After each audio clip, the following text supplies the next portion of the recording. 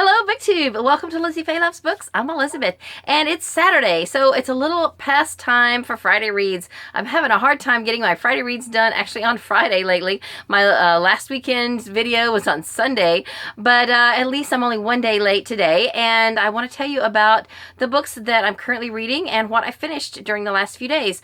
Now, on Sunday of this past week, I finished one book, which I already told you about. And so since then, I've only finished one other book. I had a little harder, I had a little rougher reading week this week. I didn't get nearly as much read as I had hoped to, but the book I finished was stinking cute. It is so good. It is The Nocturnals.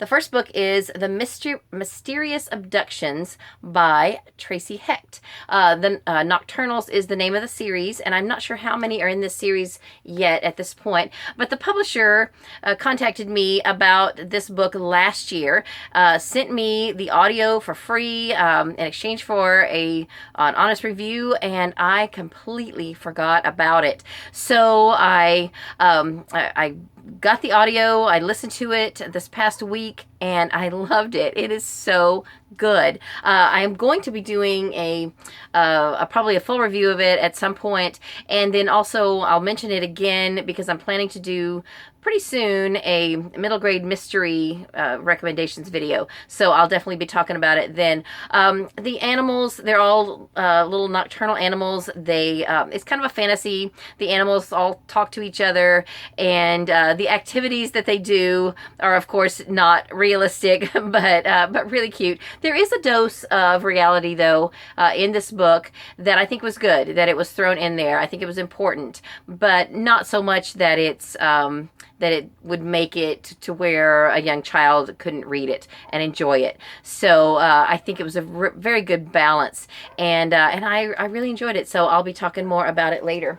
Then I am currently reading 3 books in print and 3 on audio, and then I've got a couple more that ideally I need to get read before the end of the month, before March Mystery Madness. But I don't know. I'll probably be doing good just to get these 6 done. So in print, I'm still reading Hallelujah Anyway by Anne Lamott. It's very good. I just have a little bit left on it.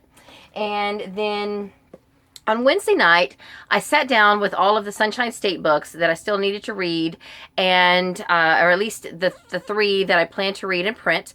And I thought, okay, on Wednesday night, I had 7 days left in the month, and I took each book and I divided it into 7 sections, and I thought, okay, I can read a section in each book for the rest of the month and get each book finished, and that sounded like a good plan. I also included in the stack Stranger World. I took the remaining pages I have of Stranger World, I divided those into 7 sections, so it was these 2 books and then these 2 books.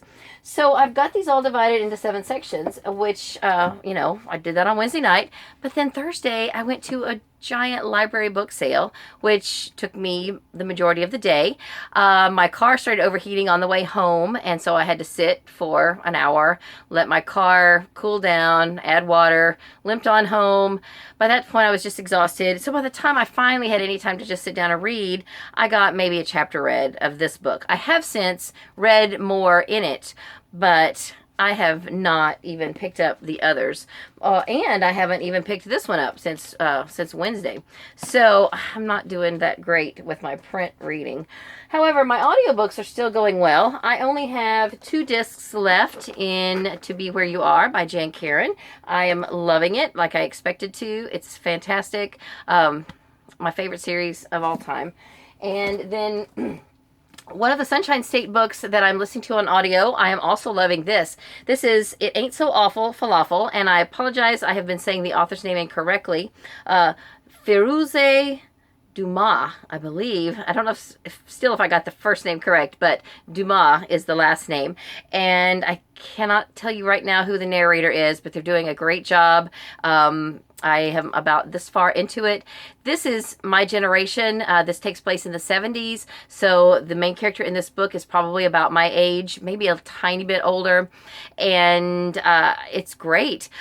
She is originally from Iran and speaks Persian. She has been in the States for 3 years at the point in the story, but she has just moved from one location now. She's in a new city because her father's moving for work.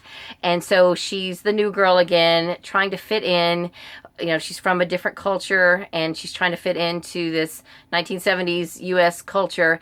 And if you know anything about world history from the 70s, you know that everything is about to go crazy with Iran and hostages and just all of that stuff. So I'm really feeling for her, you know, what she's going to be going through, you know, as the rest of the book unfolds. But I'm thoroughly enjoying it, and I'm liking it even leaps and bounds more than I even thought I would, because I didn't really know what to expect, and I love it. So then another one I think is going to be heartbreaking, but I think it's going to be amazing, is The War That Saved My Life. I've only read about a chapter of this. I have it on Playaway from the library.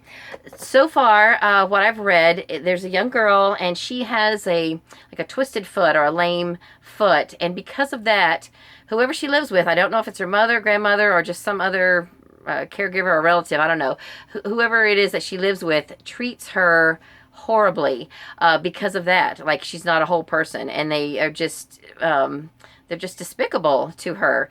And so I'm hoping that things will get better for her, and I think it's going to be great. Our middle school librarian, the one that is in charge of Book Bowl, she was telling me a little bit about this one, and she said she really enjoyed it, that it was a really good book. So that's what I'm listening to right now. If I get all of that done and get all of these books read and finished, then that'll be amazing.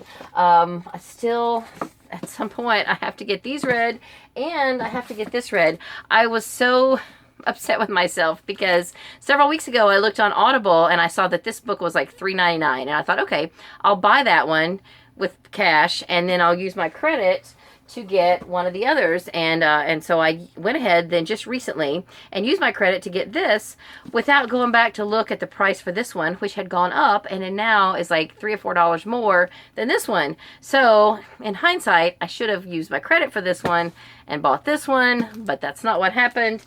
So I'll have another credit by the beginning of March. However, I was not going to read anything that wasn't a mystery in March, but it looks like I may end up having to. I might try doing the ebook, like the text to audio, but I don't know if I'm going to enjoy that. So we'll see what happens with that. I probably won't have time to read it during the rest of this month anyway, since we only have a few days left. But that's it. That is what I'm reading. And then I am looking forward to March Mystery Madness.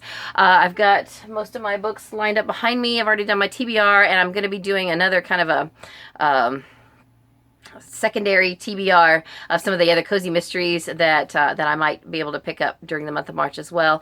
And I'm probably going to do a recommendations video for middle grade mysteries, because some of you, I have heard, want to combine March Mystery Madness with middle grade March. In fact, Elizabeth Tyree did a really cute video called Middle Grade March Mystery Madness, and I thought that was awesome. And I will probably link that video down below so that you can check that out.